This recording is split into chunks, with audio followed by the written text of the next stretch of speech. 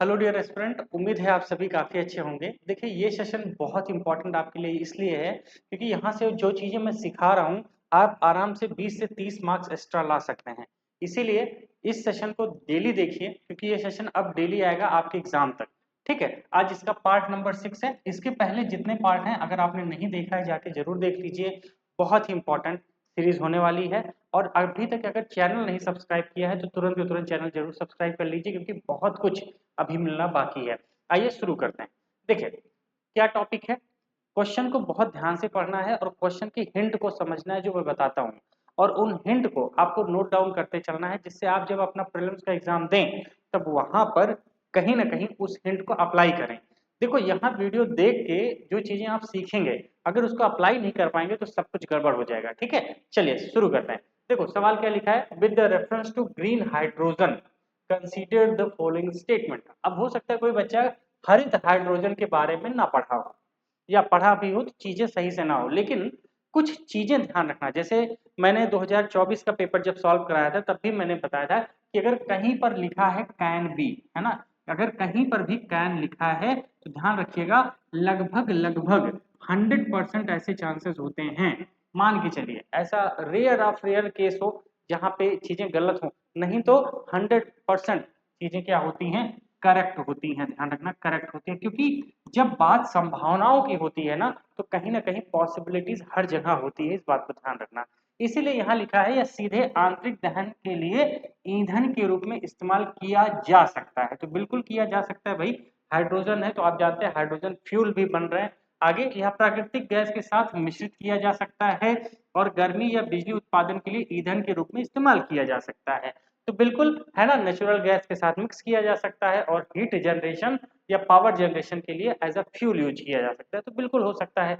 आगे क्या लिखा है, इसका उपयोग वाहन चलाने के लिए किया जा सकता है। और याद कीजिए आपने न्यूज में भी देखा होगा कि हाइड्रोजन फ्यूल की कारें भी आने लगी हैं। तो कहीं ना कहीं कहीं ध्यान रखिएगा कैन भी अगर कहीं है तो वो स्टेटमेंट लगभग लगभग जो होता है वो करेक्ट ही होता है। अब आप देखिए अगर आपको कुछ भी नहीं पता लेकिन इतनी बात पता है तब भी कहीं ना कहीं आप आंसर तक पहुंच जाएंगे और सी ऑप्शन लगा देंगे। ठीक, अब जो बच्चा डर गया है ना, ये क्वेश्चन देख के डर गया कि यार मैंने ग्रीन हाइड्रोजन नहीं पढ़ा तो मैं करूंगा ही नहीं, तो प्रीलिम्स कैसे होगा। ध्यान रखिएगा जितने भी टॉपर्स प्रीलिम्स निकाल रहे हैं वो कहीं ना कहीं बहुत लॉजिकल थिंकिंग का इस्तेमाल करते हैं। तो ये एक लॉजिकल थिंकिंग अप्रोच ही है जो आपको एग्जाम में निकलवाएगी। ठीक है, क्योंकि एक बात ध्यान रखना, बहुत कुछ यूपीएससी में नॉलेज से ज्यादा आपको इन सब चीजों पे भी डिपेंडेंसी होनी चाहिए। क्योंकि कितना भी आप पढ़ के चले जाइए आप वहां पे ध्यान रखना 40 क्वेश्चंस के आसपास आप सीधा क्वेश्चन कर पाएंगे, उसके आगे आप नहीं कर पाएंगे। बहुत बहुत मैं बता रहा हूँ, 40 तो बहुत बता दिया, 30-35 क्वेश्चन तक आते हैं, उसके बाद आपको आते नहीं, आपको गेसिंग और कहीं ना कहीं स्मार्ट वर्क करना ही पड़ता है। ठीक है, चलिए अगले क्वेश्चन की तरफ बढ़ते हैं। Question number 12। ये क्वेश्चन नंबर 12 का मतलब क्या है, पूरे पेपर से मैं 15 सवाल ऐसे निकालता हूँ जो लॉजिकल गेसिंग पे हो जाते हैं, जो कहीं ना कहीं लगभग लगभग स्टूडेंट गलत करके आता है। ठीक है, चलिए क्वेश्चन नंबर 12 क्या लिखा है, भारत के संदर्भ में निम्नलिखित तथ्यों पर विचार कीजिए। ठीक है भाई, आइए विचार करते हैं। क्या लिखा है, सूक्ष्म लघु और मध्यम उद्यम विकास अधिनियम 2006 के अनुसार मध्यम उद्यम वे हैं जिनके संयंत्र और मशीनरी में निवेश 15 करोड़ से लेकर 25 करोड़ के बीच है। According to micro small and medium enterprises development act 2006, the medium enterprises वो होते हैं जहां पे हमें इन्वेस्टमेंट की जरूरत होती है 15 करोड़ से 25 करोड़। अब यहाँ एक ट्रिक याद रखिएगा, अगर कहीं पर कोई अमाउंट दे रखा है, अमाउंट जैसे यहाँ 15 करोड़ और 25 करोड़ की एक बात कही गई है, तो ध्यान रखिएगा जब जब यूपीएससी ने कहीं पर अमाउंट की बात कही है तो लगभग लगभग 90% केस ऐसा होता है, 90% केसेस में वो स्टेटमेंट क्या होता है, वो स्टेटमेंट यह रॉन्ग होता है, वो स्टेटमेंट रॉन्ग होता है। ध्यान रखना, इसीलिए ये स्टेटमेंट मैं काट दूंगा क्योंकि भले मुझे नहीं पता कि जो मीडियम इंटरप्राइजेस होते हैं उनकी इन्वेस्टमेंट क्या होती है, नहीं पता, लेकिन ये स्टेटमेंट काट दूंगा। क्यों, क्योंकि अभी तक जो यूपीएससी का ट्रेंड रहा है उस हिसाब से 90% केस में ये चीजें मुझे गलत मिली हैं। अगर मैं इसको काट दूं तो सीधी सी बात है क्या बचा, आगे पढ़ लेते हैं। सूक्ष्म और लघु और मध्यम उद्यमों में दिए जाने वाले सभी बैंक ऋण प्राथमिक क्षेत्र के अंतर्गत आते हैं। All bank loans to the micro and small medium enterprises qualify under priority sector। तो सीधी सी बात है भाई, प्रायोरिटी सेक्टर मतलब सरकार चाहती है उनको मिले, तो बिल्कुल ये बात तो बिल्कुल सही है। तो कहीं ना कहीं ऑप्शन बी हमारा यहाँ पे सही हो जाएगा। ठीक है, तो इस बात को ध्यान रखिएगा कि जब भी ऐसा कोई सवाल आपसे आए तो आपको बस लॉजिकल जो मैंने बताया इन सब पॉइंट्स को थोड़ा ध्यान रखोगे तो कहीं ना कहीं एक आध दो चार सवाल आप आसानी से सही कर पाएंगे जो आपको बिल्कुल नहीं आते, है ना। अब भाई ऐसा सवाल 2025 में भी देखने को मिलेगा और आपने अगर ये चीजें नहीं पता तो कहोगे यार पता नहीं, मुझे अमाउंट तो पता ही नहीं है, तो गलती हो जाएगी। ठीक, अब यूपीएससी की ये ट्रिक है, ये बात आप समझिए, है ना। तो ये रिसर्च के बाद ही मुझे पता चली है, आप बस इसका इस्तेमाल अपने एग्जाम में करिएगा। चलिए अगले क्वेश्चन की तरफ चलते हैं, क्वेश्चन नंबर 3। यहाँ पर क्वेश्चन नंबर 13 है, ठीक है। आज का क्वेश्चन नंबर 3 क्या लिखा है कि स्वयं सहायता समूह का कार्यक्रम मूल रूप से भारतीय स्टेट बैंक के द्वारा आर्थिक रूप से वंचित लोगों को माइक्रो क्रेडिट प्रदान करने के लिए शुरू किया गया। ठीक है भाई, ये बात तो हमें पता है कि जो सेल्फ हेल्प ग्रुप्स होते हैं उनको कहीं ना कहीं माइक्रो क्रेडिट मिलता है। लेकिन अगर आपने मेंस में भी थोड़ा बहुत पढ़ा हो, थोड़ा बहुत, तो आपको ये पता है कि स्टेट बैंक ऑफ इंडिया नहीं स्टार्ट किया है, इसको स्टार्ट करने वाला कौन है, नाबार्ड, है ना। ये ध्यान रखिएगा, ये आपको थोड़ी नॉलेज भी चाहिए भैया, ध्यान रखना तब ये क्वेश्चन आप कर पाएंगे। ठीक, तो सेल्फ हेल्प ग्रुप कितना पढ़े होंगे मेंस के जीएस पेपर 3 में, तो सीधी सी बात है ये स्टेटमेंट हमारा क्या है, गलत है। ठीक, आगे बढ़ते हैं। तो कहीं ना कहीं सेल्फ हेल्प ग्रुप समूह में सभी सदस्य एक व्यक्तिगत सदस्य द्वारा लिए गए ऋण की जिम्मेदारी लेते हैं। बिल्कुल, सेल्फ हेल्प ग्रुप का मतलब ही है कि एक बंदे को लोन मिलेगा और जिम्मेदारी सभी लोग लेंगे क्योंकि वो काम मिलके करते हैं। ठीक है, आगे लिखा है the regional rural bank and scheduled commercial bank support SHG यानी कि सेल्फ हेल्प ग्रुप्स। ठीक है, तो बिल्कुल क्यों, क्योंकि जो नाबार्ड है, नाबार्ड रीजनल रूरल बैंक और जो शेड्यूल कमर्शियल बैंक है उन्हीं के थ्रू इनको लोन दिलाता है। देखो ज्यादातर ऐसे लोन किनको जरूरत पड़ेगी, जो ग्रामीण क्षेत्र या थर्ड क्लास सिटी में ज्यादा लोग रहते हैं, तो कहीं ना कहीं वहां पे रूरल बैंक ही काम करेगा या शेड्यूल कमर्शियल बैंक जो है जो वहां पर काम करते हैं उनको, तो कहीं ना कहीं ये लोग उसको सपोर्ट करेंगे। क्यों करेंगे, क्योंकि भाई सीधी सी बात है नाबार्ड का मामला है। ठीक है, तो बिल्कुल ये दोनों बातें तो बिल्कुल सही लग रही हैं, लेकिन पहली बात गलत है, इसीलिए हम बी ऑप्शन मार के आएंगे। बी ऑप्शन, मैंने क्या बोला, थोड़ी सी नॉलेज और थोड़ी सी चालाकी के साथ आप बकायदे किसी भी क्वेश्चन को कर सकते हैं, इस बात को ध्यान रखिएगा। ठीक है, लेकिन डरना नहीं है। क्वेश्चन देख के बहुत कामली पढ़ना है, आप देखेंगे कि आप आराम से क्वेश्चन को कर ले जाएंगे। ठीक, तो ध्यान रखना, अगर अभी तक चैनल नहीं सब्सक्राइब किया है तो बहुत बड़ी गलती कर रहे हैं, मैं बार बार कह रहा हूँ चैनल सब्सक्राइब कर लीजिए। वीडियो पसंद आ रहा है तो जरूर लाइक कीजिए और कमेंट कीजिए कि आपको ये सेशंस कैसे लग रहे हैं। चलिए नेक्स्ट बात करते हैं क्वेश्चन नंबर 14 की। ये यहाँ पर भी कुछ नई चीज आप सीखने को पाएंगे। देखिए क्या लिखा है, दो स्टेटमेंट दे रखा है, कुछ आंसर है। ठीक है, अब ये हो सकता है कि ये सवाल यूपीएससी इस टाइप के सवाल क्यों पूछ रहा है, ध्यान रखना।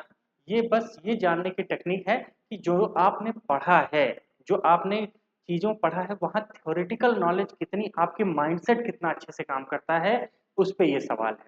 सवाल पढ़िए क्या लिखा है, भारत की सार्वजनिक क्षेत्र की स्वास्थ्य देखभाल और मतलब स्वास्थ्य देखभाल प्रणाली मुख्य रूप से सीमित निवारक, प्रोत्साहक और पुनर्वास देखभाल के साथ साथ उपचारात्मक देखभाल पर केंद्रित है।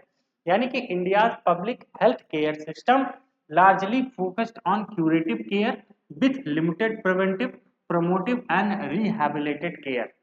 यानी कि कहीं ना कहीं जो हम सार्वजनिक हमारी जो प्रणाली है वो मुख्य रूप से सीमित निवारक है। सीमित निवारक जैसे मान लेते हैं आयुष्मान कार्ड योजना है, तो उसमें हमने कितना अमाउंट दे रखा है भाई, 5 लाख रुपए तक ही तो दे रखा है, यानी कि सीमित ही तो मामला हो गया। ऐसा तो नहीं है कि कितना भी दे देंगे फ्री, सार्वजनिक में उतना ही हो सकता है जितना लिमिटेड है। अब भाई जिला अस्पताल में आप जाते हो तो वो एक लिमिट तक ही तो आपकी दवा देती हैं। अब आपको कोई बड़ी बीमारी है तो वो रेफर कर देते हैं कि भैया हमारे यहाँ नहीं हो पाएगा। तो बिल्कुल सही बात है, ये बात तो बिल्कुल लॉजिकल लग रही है कि हाँ भाई सही बात है। ठीक है, अब देखो जैसे मैं सोच रहा हूँ ऐसे ही आपको भी सोचना है तभी बात बनेगी। ठीक है, दूसरा क्या लिखा है कि स्वास्थ्य देखभाल वितरण के लिए भारत के विकेंद्रीकरण दृष्टिकोण के तहत राज्य मुख्य रूप से स्वास्थ्य सेवाओं के आयोजन की जिम्मेदार है। यानी कि जो स्टेट गवर्नमेंट होती है that primary responsible for the health services.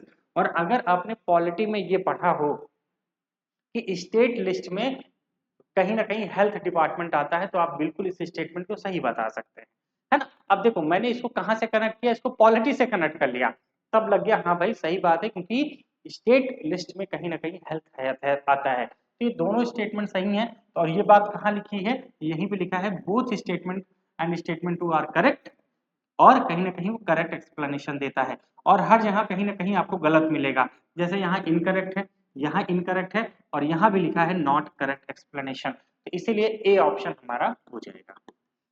ठीक है, कितना सिंपल है ना, कितना सिंपल है। तो इसीलिए कह रहा हूँ बहुत टेंशन लेने के बजाय thinking process, logical thinking approach पे काम करिए। जो आप पढ़े हैं उसके बाहर पेपर कभी नहीं जाता, बस जरूरत होती है पेपर को अटेम्प्ट करते समय आप कितना सीरियस हैं, और जो आपने पढ़ा है उसको कैसे आप अप्लाई करना सीख रहे हैं। ठीक है, बस यही सिखा रहा हूँ, और सीखते जाओ, विश्वास करो लाइफ में बहुत बड़ा बदलाव हो जाएगा। चलिए नेक्स्ट, अगला क्वेश्चन भाई, क्वेश्चन नंबर 15, आज का अंतिम सवाल।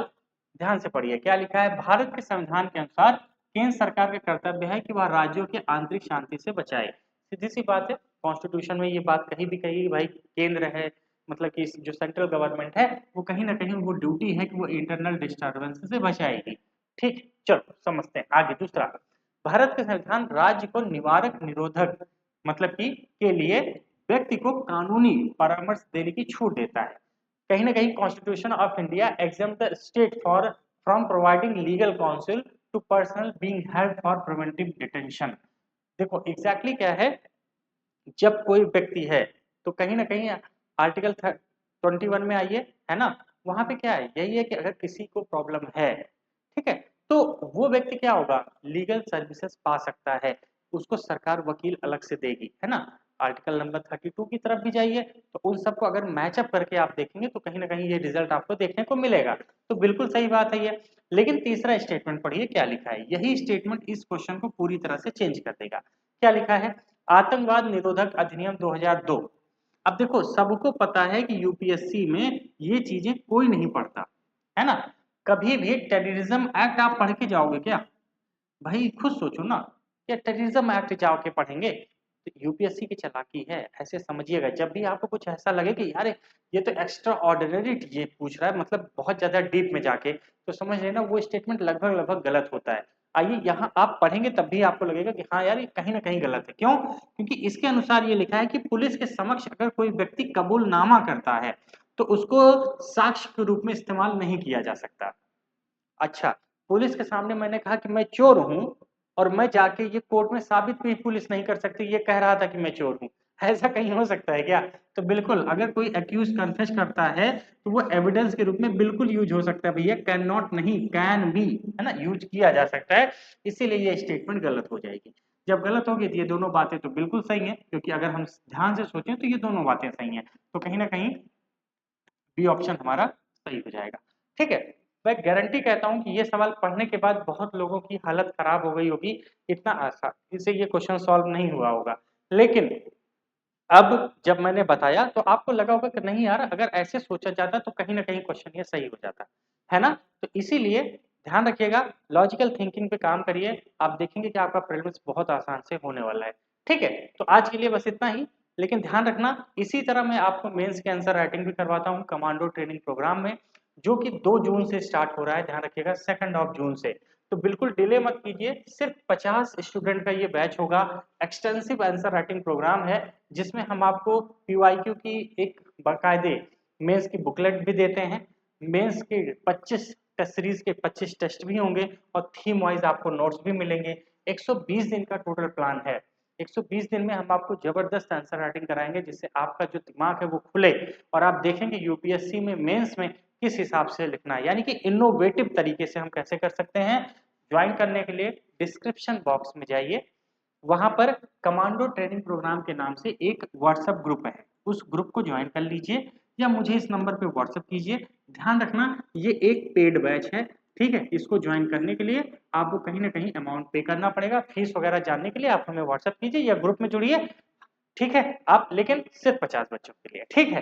तो बात करते हैं अगले सेशन में, और जो बताता जा रहा हूँ इसको नोट डाउन करते चलिए, आप देखेंगे कि एग्जाम में आपको बहुत बहुत हेल्प मिलेगी। ना हो पीवाई को जाके कर लीजिए, अभी के अभी हेल्प मिलना शुरू हो जाएगी।